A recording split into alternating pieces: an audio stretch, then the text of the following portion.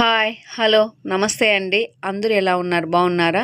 నేను కూడా బాగున్నాను. ఈరోజు నేనైతే పొట్టేలు మాంసంతో ఫ్రై లాగా చేస్తున్నాను.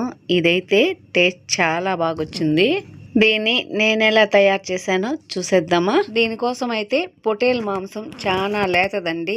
1/2 kg తీసుకున్నాను. ఇందులో కొద్దిగా పసుపు, కారం, ఫ్రైడ్ ఆనియన్స్, కొద్దిగా ధనియాల పొడి, గరం మసాలా, ఉప్పు, జీలకర్ర పొడి, అల్లం వెల్లుల్లి పేస్ట్ వేసి బాగా కలిపేస్తున్నాను. ఈ పొట్టేలు మాంసం అయితే కొవ్వు ఎక్కువ ఉంది. కుక్కర్లో పెట్టామనుకోండి ఆ కొవ్వు అంతా పైకి తేలిపోతుంది. కాబట్టి నేను కుక్కర్ యూస్ చేయడం లేదు. ఇలా బాగా అదిమినట్టయితే కలుపుకోవాలి. ఇలా కలుపుకోవడం వల్ల మసాలాలన్నీ ముక్కలకి బాగా పడతాయి. ఇప్పుడు ఇందులో చిలికిన గడ్డ పెరుగు కూడా వేసి బాగా కలిపేసి మూత పెట్టేసి పక్కన పెట్టేసుకుంటున్నాను.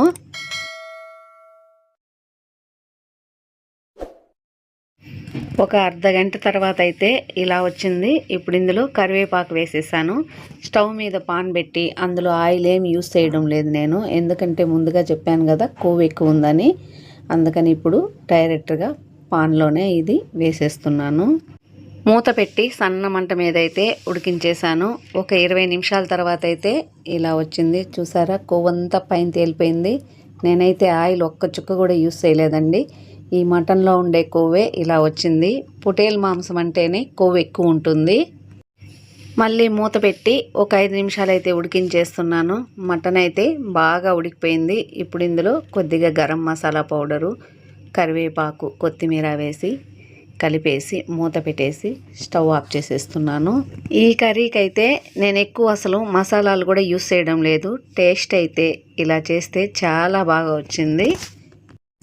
మీరు కూడా ఒకసారి ఇలా తయారు చేసుకొని మీకు ఎలా వచ్చిందో కామెంట్ బాక్స్లో తెలియజేయండి.